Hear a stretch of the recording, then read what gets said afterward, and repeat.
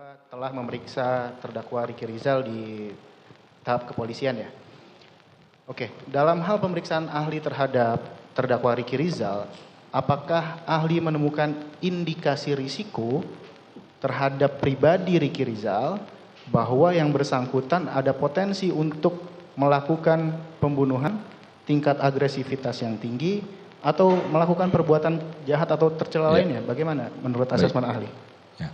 Itu adalah salah satu tujuan dari dalam pemeriksaan psikologi forensik, risk assessment, asesmen risiko. Nah, tadi saya pikir saya perlu menjelaskan awali dengan siapapun, setiap orang punya potensi untuk melakukan tingkah laku agresif. Siapapun bisa saja melakukan tingkah laku agresif. Tapi kemudian kita melihat seberapa banyak faktor-faktor resiko yang bisa dikatakan meningkatkan kerentanan yang bersangkutan untuk dia melakukan tingkah laku agresif, kriminal dan sebagainya, kekerasan. Lalu ada juga faktor-faktor yang melindungi yang bersangkutan. Nah, kami melakukan wawancara yang mendalam terhadap saudara Ricky. Kami coba untuk memahami bagaimana yang bersangkutan dibesarkan, bagaimana yang bersangkutan tumbuh kembang sebagai individu, bagaimana pengalaman hidupnya yang relevan dan bermakna, sehingga dalam kondisi atau konteks pada saat pemeriksaan kami menemukan tidak ada faktor resiko yang kemudian secara signifikan mempengaruhi atau menyebabkan yang bersangkutan dengan mudah untuk melakukan suatu tingkah laku agresif atau tingkah laku kekerasan. Misalnya apa? Dalam konteks pemeriksaan, yang bersangkutan memiliki relasi yang positif dengan keluarganya. Yang bersangkutan adalah ayah dari 3 anak yang kemudian masih bisa dikatakan usianya masih usia sekolah, bahkan usia balita.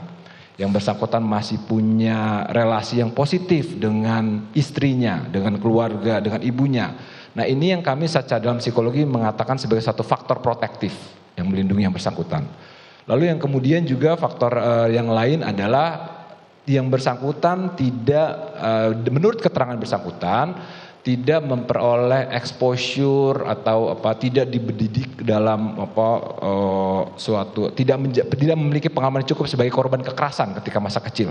Artinya dia tidak kemudian mendapatkan kekerasan dari orang tuanya, tidak dalam lingkungan yang kemudian juga mengadopsi nilai-nilai kekerasan. Yang bersangkutan juga berkiprah cukup baik dalam lingkungan sosialnya. Jadi dari hal-hal tersebut ya, saya tidak cukup menemukan adanya suatu faktor resiko yang meningkatkan kerentanan yang bersangkutan sebagai seorang yang agresif atau pelaku kekerasan. Tidak cukup indikasi resiko ya. Baik, mungkin satu lagi majelis izin. Ya, satu ya, silakan. Terima kasih yang mulia. Saudara ahli tadi dalam keterangan awal menjelaskan tentang teori-teori paradigma, di mana salah satu pengambilan keputusan seseorang itu dipengaruhi oleh banyak hal. Di antaranya adalah memori masa lalu dan pendidikan ataupun ilmu-ilmu yang diajarkan kepada dia. Nah, terkait dengan hal itu, apakah itu berpengaruh dengan pengambilan keputusan dalam situasi yang tidak biasa yang dilakukan oleh seseorang? Ya. Baik, terima kasih. Ketika kita bicara pengambilan keputusan, ketika seseorang dalam kondisi emosi yang negatif yang sangat intens, maka kemudian kemampuan yang bersangkutan untuk mengambil keputusan secara rasional itu akan lebih menurun gitu Mas. Itu secara umumnya. Namun ketika kemudian kaitannya dengan memori ini adalah berkaitan dengan bagaimana seseorang misalnya dalam kaitannya dengan memberikan keterangan tentang apa yang terjadi. Gitu ya. Memang yang disampaikan sebenarnya kan berbasis memori. Ya, basis memori. Tapi memori ini juga memang bisa dikatakan rentan error, rentan mengalami distorsi. Seperti itu. Nah, dalam pengambilan keputusan, ketika kemudian suasana emosi sudah lebih relatif teratasi, maka pada individu dia bisa kemudian mempertimbangkan banyak hal. Dia bisa melihat apa sebab, apa akibat, apa konsekuensi positif, konsekuensi negatif, pro kontra dan sebagainya. Baik. Seperti itu. Ya.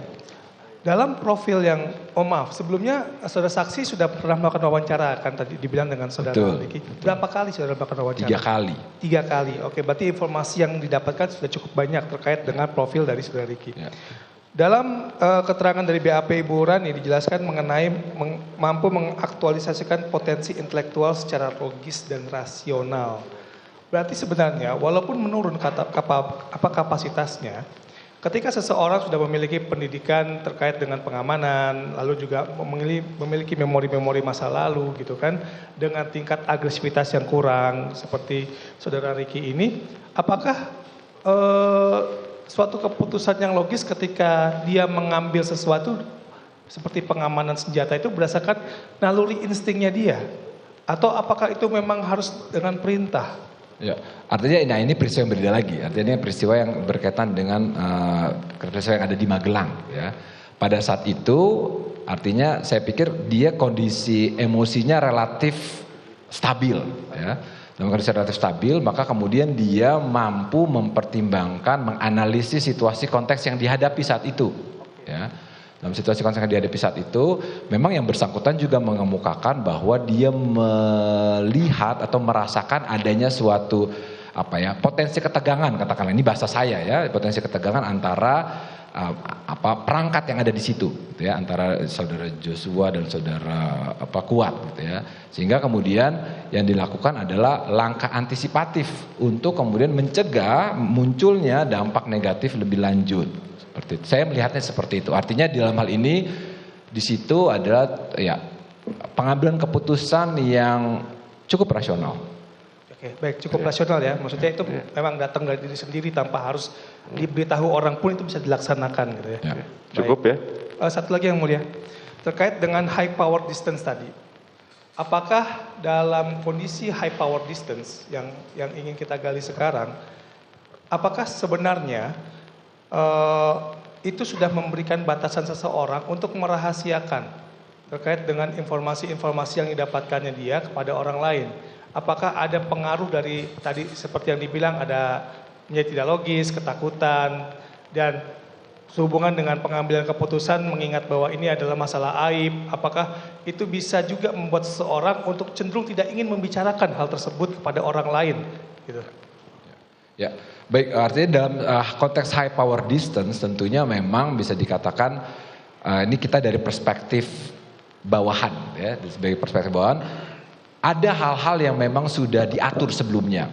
Bisa dikatakan mungkin sudah dirumuskan, didiskusikan, disepakati, mungkin ada jadi SOP atau kalau begini maka seperti ini dan sebagainya. Ada prosedur-prosedur yang sudah dibahas secara lebih eksplisit.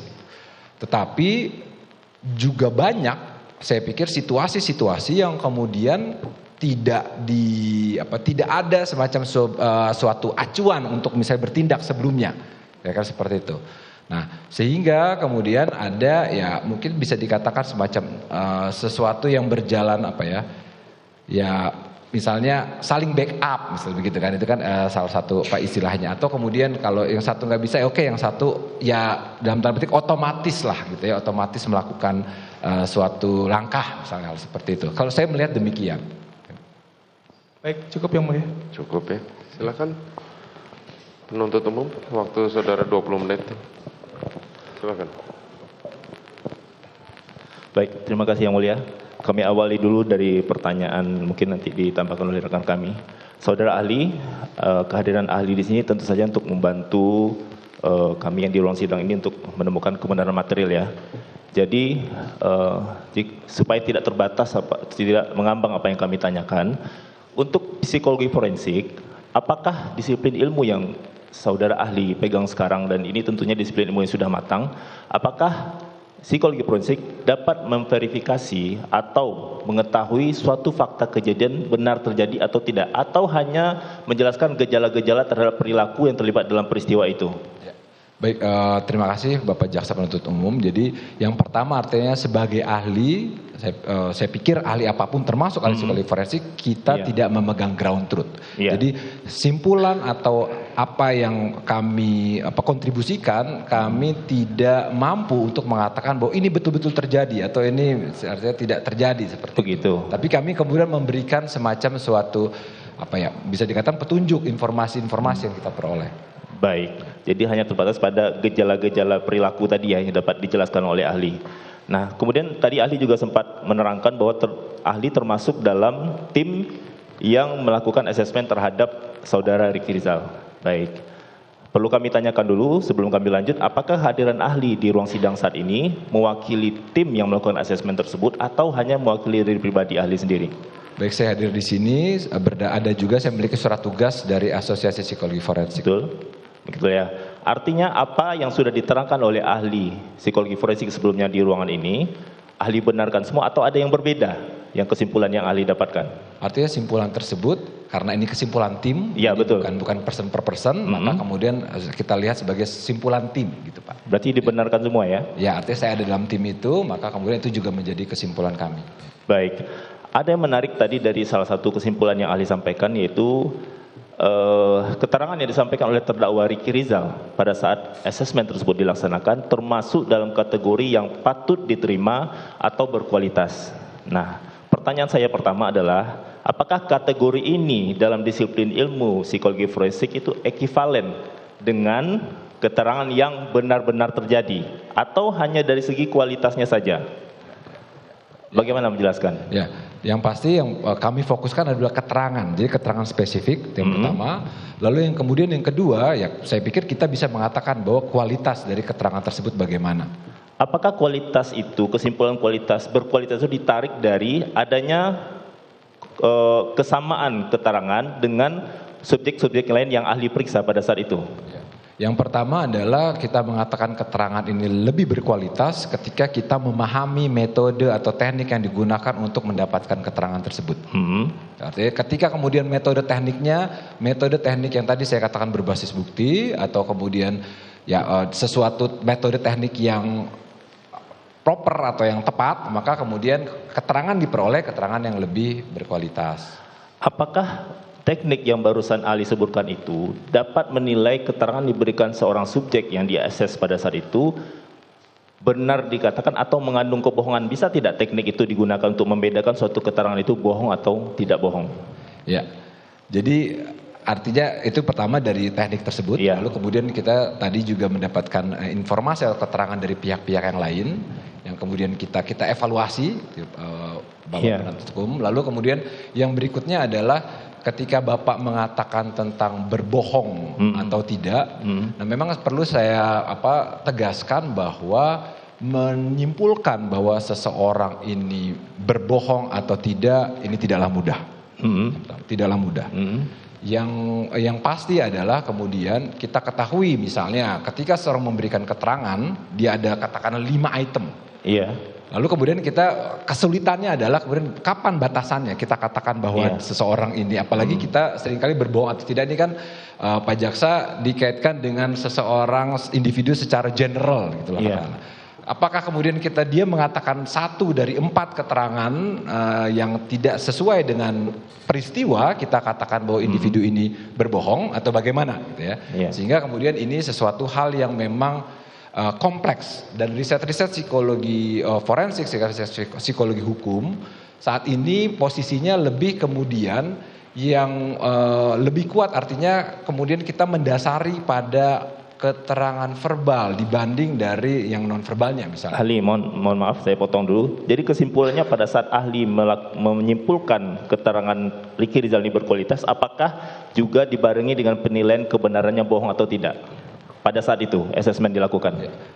Tadi Bapak Jaksa bahwa saya fokus kepada bagaimana kualitas keterangannya, sehingga karena kami tugasnya adalah menghimpun informasi yang harapannya bisa berkontribusi pada upaya penegakan hukum, maka kami memastikan kami menggunakan metode atau teknik yang tepat. Tapi ketika kemudian secara person dia berbohong atau tidak dan sebagainya, itu kompleks sekali Bapak. Kompleks sekali memang. Kemudian apakah kualitas